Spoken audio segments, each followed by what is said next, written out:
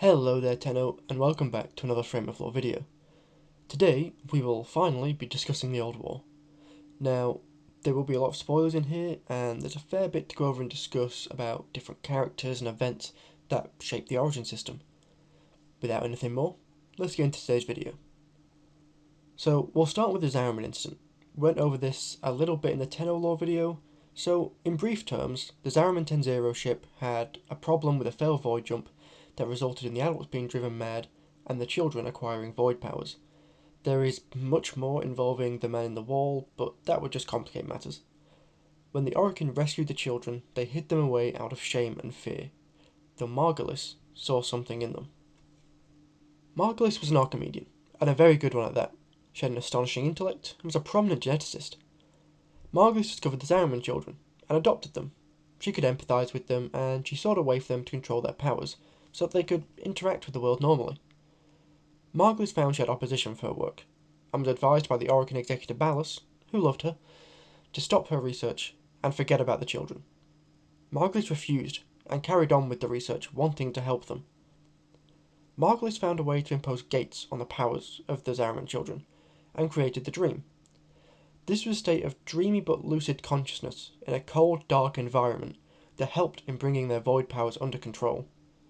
Though this was not before an incident where she was blinded by the same powers that she sought to bring under control. Now we move on to another problem the Orokin caused, that being the sentients. In our last video we discussed who they were, though a quick rundown would be that they were machines made by the Orokin to assist in terraforming the Tau system. Though they gained sentience and realised the Orokin Empire would destroy Tau, just like it had with the Origin system, so they rebelled. Led by their leader Hun Hao, they waged war on the Orokin Empire, and thus the Old War began. With the war in full swing, the Orokin Empire quickly found themselves overwhelmed, due to the fact the Sentients could just subvert their technology. So the Orokin threw an army of Grineer clones at the Sentients, and that went about as well as you would think. The Sentients just tore through them too. The Corpus, on the other hand, decided to delve into war profiteering, which made the Orokin monitor them, likely not too pleased with what they were doing. So with the Orokin being faced with defeat, they knew they had to create something new to combat this threat. At first, they developed necromechs, autonomous and remote control machines with heavy weaponry that could stand up to a sentient. Though they were useful, they were retired due to a lack of adaptability. Running low on options, the Orokin resorted to delving into their forbidden infested research. During this time, Ballas began researching new uses for the infestation. He got willing and unwilling test subjects that were drawn from Orokin warriors and other castes to test on. This research eventually led to the creation of the Warframes, using a specially engineered strain of the infestation called Helminth. These Warframes were indeed powerful, and initially did well against sentients, though they still retained some of their former consciousness, which manifested as despair and rage, making them unpredictable and prone to betrayal of their Orokin masters. Though the Warframes did well against the sentients, the Orokin came to the conclusion that they were just as uncontrollable as the sentients.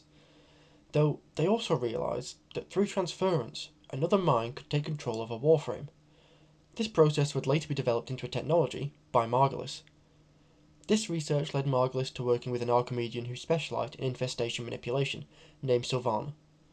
Their original intention was to develop a substitute body for the Tenno so they could move freely and interact with the world as part of transference therapy. Zariman children were capable of carrying out transference safely, as they were able to empathise with the Warframe's traumatic experiences. The Orokin intended for them to become the new operators of these Warframes. Margulis did not like this, and she did not want the children to be exploited and turned into war machines. Sylvana was made to continue her work as Margulis was taken and told to recant before the 7 members of the judicial branch. Ballas pleaded with her to get her to recant, though she refused, and asked instead that he save her. Ballas could not, and as a result she was executed using the Jade Light. Ballas was filled with grief, desperate to have Margulis back. In his heartbroken state, he developed plans to overthrow the Orokin. The Zariman children were trained in combat and became the fighting force known as the Tenno. They served the Orokin and were bound by honour. Using transference, they wielded the Warframes against a sentient threat and proved to be very effective.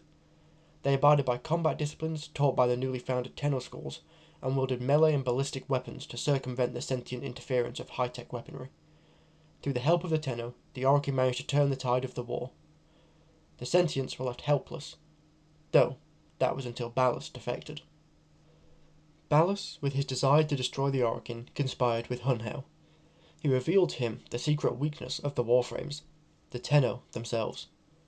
He told him how the Tenno would be in a semi-conscious transference state in the reservoir on Lua, and how they would be unable to protect themselves in this state.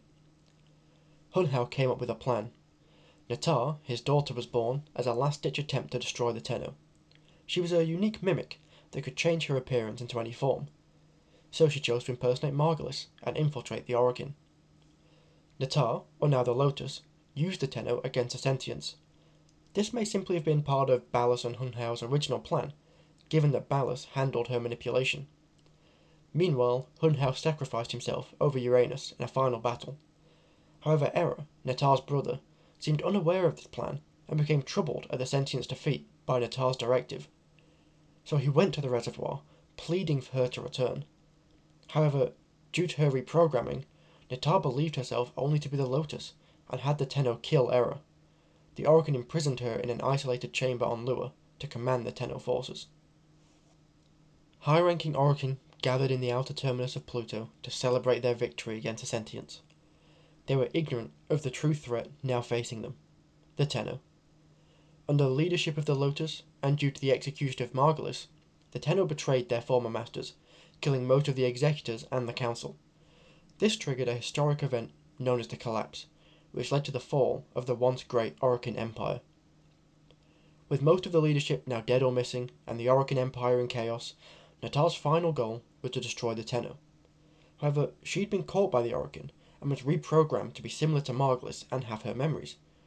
It is believed they could have exploited a form of gap in her system from crossing the void.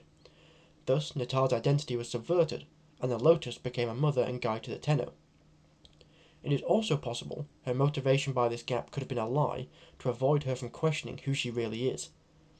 Though she decided not to kill the Tenno and abandoned her objective. Instead, she phased the moon, which housed the reservoir, into the void to keep it away from the Sentients. After what was left of the Sentients was driven back, the Lotus commanded most Warframes around the system to be put into cryosleep to preserve their bodies, although the Warframes would simply be left in the open. The Tenno entered the Long Dream, which was a form of cryosleep. This effectively ended the old war, though some Warframes still roamed, occasionally hunting down remaining Orokin leaders. So, what state did this collapse leave the system in? Well, without a central power, a lot of people who were once oppressed or enslaved were now free, with no empire to shackle them into servitude. Though this resulted in a power vacuum that many factions sought to fill, thus creating more conflict. There were attempts to rebuild the empire, but those efforts were squandered by groups that would evolve into the Grineer and Corpus that we know today. The Grineer took advantage of the chaos and caused revolts all across the system, stealing ships and weapons, and even managed to secure the cloning technology the Orokin used to make them. During this time, they met the Orokin twins, who used the Grineer to create an army loyal to their cause, which eventually led to them becoming the queens of the Grineer. The Corpus made a grab for the system shortly after the Grineer rose to power, and quickly managed to scavenge Orokin technology and grow their own forces. The two factions rose in strength and would become rivals. Even though trade would sometimes happen, they would always skirmish and compete, vying for planets and resources. Also, due to the collapse of the Orokin, the infestation was left unchecked, and isolated ships carrying it spread freely across the system, causing outbreaks. So, there we have it, the old war and the long-lasting effects it has had on the Origin system. Though there are still some questions from this, such as what happened to Ballas, and would Natar stay as the Lotus? These are questions we will answer in another video, though for now, that is all from me.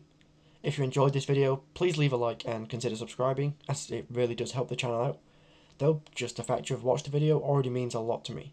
Stay safe out there, Tenno, and I'll see you all in the next one.